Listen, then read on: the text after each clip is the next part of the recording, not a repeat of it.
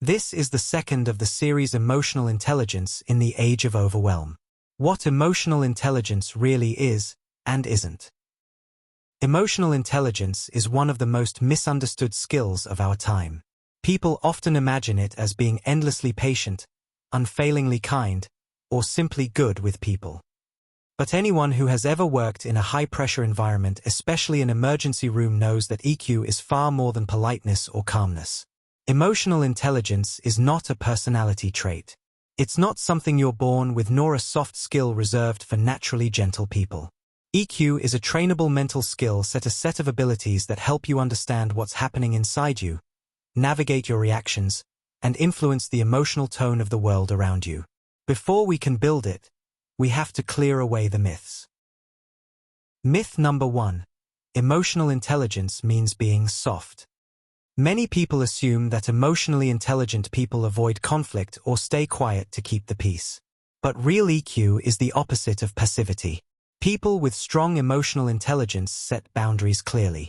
They speak honestly. They don't run from difficult conversations. They walk into them with clarity and intention. EQ is not softness. It's emotional strength with skill. Myth number 2. Emotions and logic don't mix. There's a belief that you're either emotional or logical, that the two fight for control. But neuroscience tells a different story. Your emotional brain and your rational brain are designed to work together. When your emotions are dysregulated, your thinking becomes cloudy.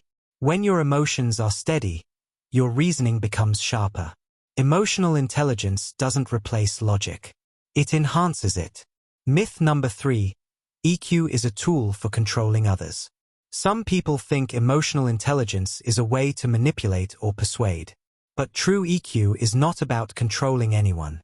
It's about understanding yourself so deeply that your interactions come from clarity, empathy, and integrity, not fear, ego, or reactivity. The science behind EQ. Emotional intelligence isn't a trend or a buzzword. It's grounded in decades of psychological research. In the early 1990s, psychologists Peter Salovey and John Mayer defined EQ as the ability to perceive, understand, and manage emotions effectively. Daniel Goleman later expanded the concept, showing that EQ often predicts success more accurately than IQ.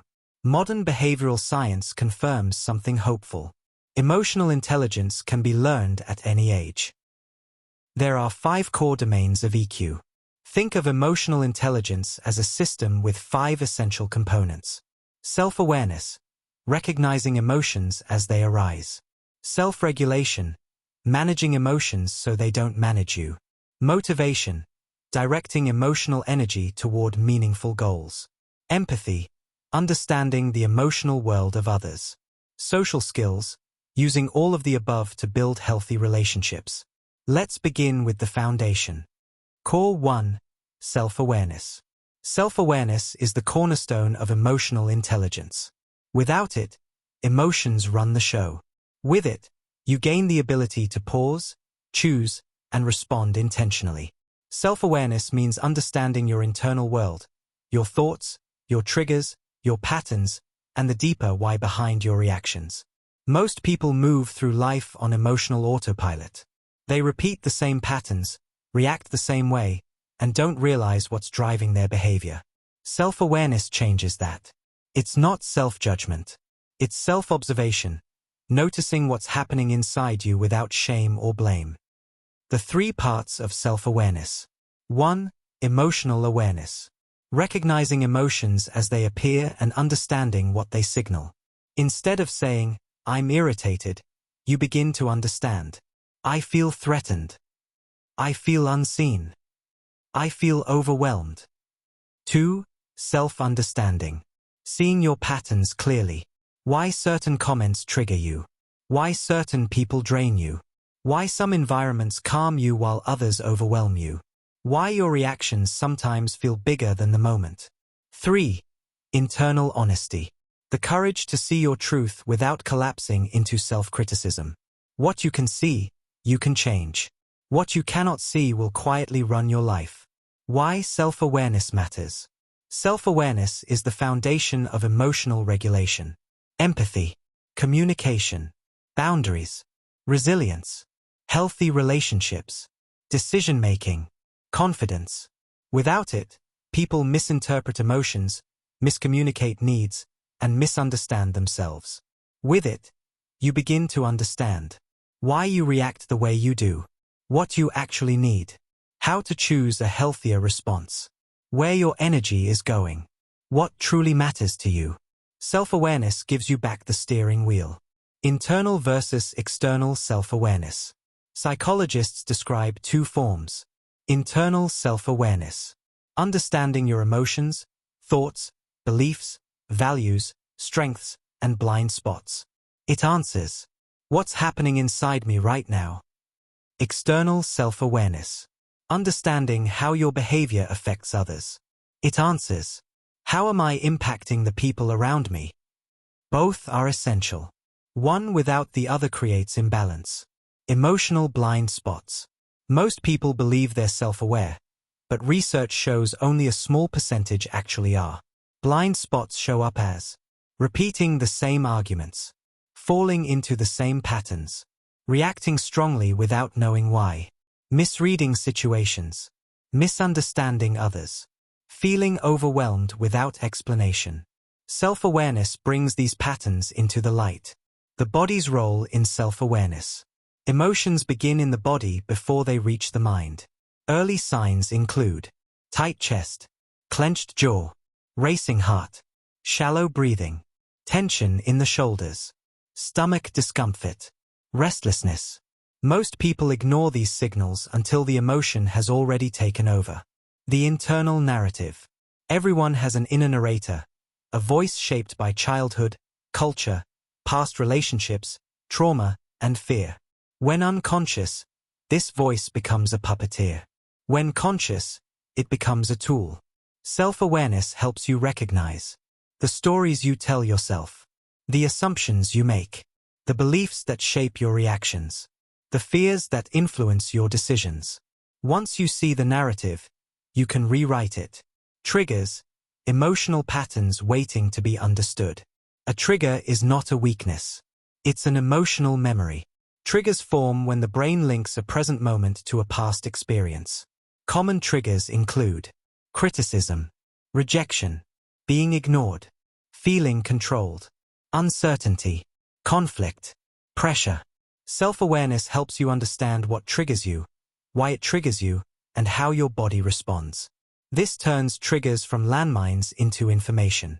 The early warning system. Emotionally intelligent people aren't calm because they never feel strong emotions. They're calm because they notice emotions early. They catch the first flicker of irritation, the first wave of anxiety, the first tightening in the body, the first shift in tone. This early awareness allows them to pause, breathe, and choose. The science of self-awareness. Self-awareness strengthens the parts of the brain responsible for reflection, regulation, and emotional conflict resolution. As these regions grow stronger, people become less reactive, more reflective, more stable, more empathetic, more resilient. Self-awareness is not a personality trait. It's a neural skill. The Self-Awareness Toolkit. Here are practical tools to build self-awareness. The 3-step emotional check-in. Name it, locate it, understand it. Trigger mapping. Identify patterns instead of being blindsided by them. The daily self-awareness audit. 3 questions at the end of each day. The body scan. Notice physical cues before emotions escalate. Journaling for insight. Short, focused reflection, not overprocessing. The awareness pause. A 10-second check-in that rewires reactive habits. Self-awareness is emotional visibility. It helps you see your patterns, understand your needs, and choose responses aligned with your values. Why self-awareness comes first. Every other part of emotional intelligence depends on it. You can't regulate emotions you don't notice. You can't understand others if you don't understand yourself. You can't communicate clearly if you don't know what you feel. You can't build resilience without recognizing your patterns. Self-awareness is the doorway to emotional mastery. The path forward. If self-awareness is the map, then the next core, self-regulation, is the steering wheel. It's the skill that transforms awareness into action. Take a moment to notice how you feel right now. A little clearer, a little steadier, maybe even a little more seen. Every chapter in this series is another step toward emotional clarity, another tool for navigating a world that often demands more than our nervous systems were built for. If this episode resonated with you, I invite you to stay connected. Subscribe so you never miss the next chapter. Follow to receive new releases as soon as they drop. Share this with a caregiver, parent, or friend who might need these words today. Your emotional growth is not just for you. It becomes part of the emotional inheritance you pass on to your family, your community, and everyone who crosses your path. By the way, if you're interested, this book is available on Amazon Kindle and paperback. Just scan the QR code. Thank you for listening. I'll meet you in the next chapter.